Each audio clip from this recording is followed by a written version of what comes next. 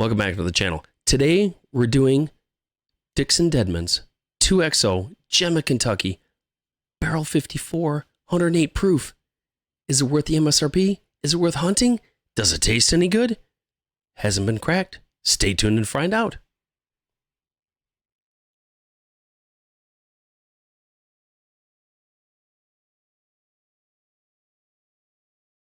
Welcome back. Like I said, we're doing today DIXON DEDMAN'S Gemma Kentucky Bourbon Whiskey. 2XO means it's been double dipped in oak. And this is barrel 54. It's 108 proof. This has not been opened. I figured, is it going to be another? Is it worth it? Let's find out. I'm going to open this up for the first time. Ooh, nice little cork pop on that one. Get into a fresh pour. This is the first for me. I've not done a fresh off the rip neck pour. Normally I'd let it sit out and air out and do its kind of thing. 20, 25 minutes. But I figured, you know what? This is a single barrel. Each barrel, DIXON DEDMAN has said, has been different.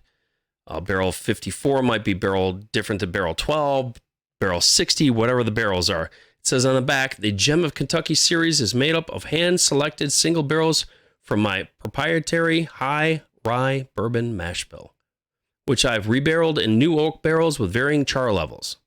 Each single barrel expression is unique and bottled just below barrel proof to meet my standards for the most premium release for 2XO DIXON DEDMAN.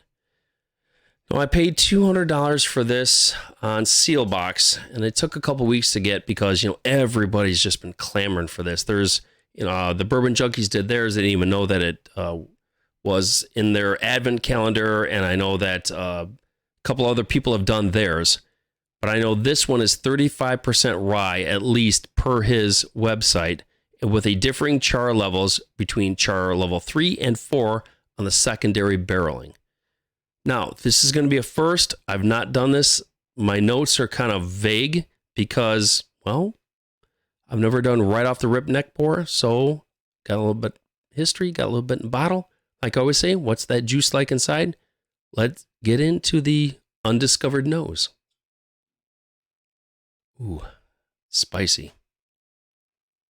You get like a chocolate, like a cinnamon, a toasted marshmallow.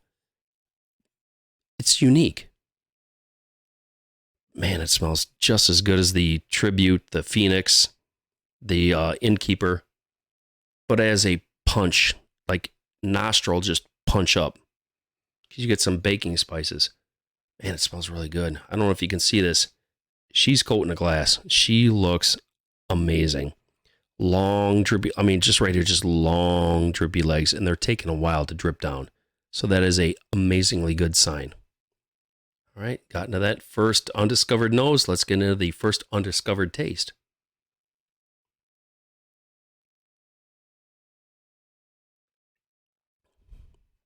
Ooh, dark red fruits.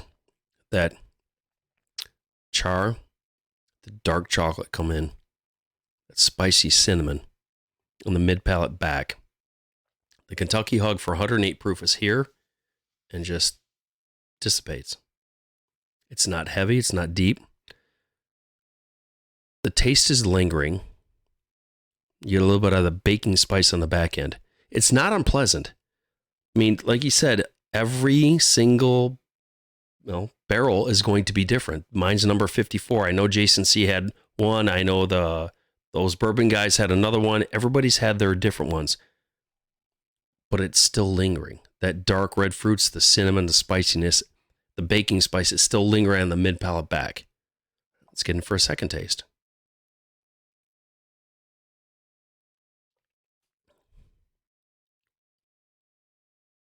You definitely get a black pepper spice. There goes. It kicks up from the mid-palate back. It's like, hey, hi, how you doing? Right off the top. A little bit of nutmeg on the back. Wow. It's definitely different. Like you said, every single barrel is different. But is it worth the $200 per bottle? Honestly, I like the other ones better. I like the Phoenix, the Innkeeper, and the Tribute. This one, with that finish, it's there. It's kind of coating, but it just gently fades.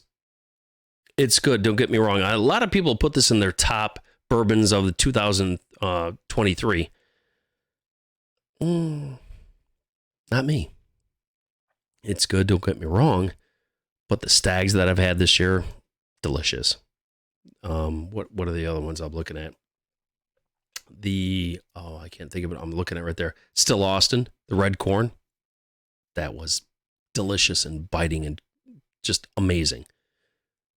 But would I put it in with my top 10? Maybe my 54 barrel is not that good, but no, it's there that the heat, that kind of baking spice cinnamon is still in the back of the throat, but it's not mouth coating and generous and sweet and savory. It's spicy, chocolate, cinnamon. And if you like that, that's your jam. But my barrel number 54 is, I'm looking at that, the Lucky 7, the 14-year-old, the hold up. I'm like, that's a sweet caramel bomb. It looks a lot better than this. And that was $100. So again, like DIXON said, every barrel is different. So you're kind of doing a crapshoot, kind of like E.H. Taylor. The single barrel that I had, everyone is different. Or the barrel proof, everyone is different. Mine, not my cup of tea. I would go try before you buy. Okay, my name is Brian. This is the Average Whiskey Drinker channel. Like I always say, find a bottle, open a bottle, enjoy the bottle. Even ones that are now reaching people's top 10 for the year, they're meant to be enjoyed. Like, comment. Have you had any of these ones? Any of the other ones that DIXON has put out? And let me know if you've liked this one. If you have a different barrel, a single barrel, and what did you think about it? Subscribe and share. Thank you so much. Like I said, it's getting on the holiday season, and it's only roughly 5 days before Christmas. Thanks for watching. I'll talk with you soon. Cheers.